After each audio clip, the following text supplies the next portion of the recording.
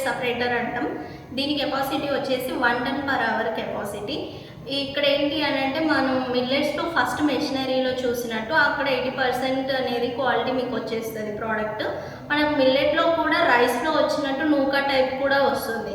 So ఆ నూకా టైప్ని కూడా separation చేసి 100% క్వాలిటీ మెయింటైన్ చేయడానికి మనం ఈ మిషనరీ అనేది యూజ్ చేస్తాం. ఈ మెషినరీ వచ్చేసి మనకు రవ్వ మేకర్ కమ్ దాల్ స్ప్లిట్టర్ అండి. దీని కెపాసిటీ వచ్చేసి 250 kg పర్ అవర్ కెపాసిటీ ఉంటుంది.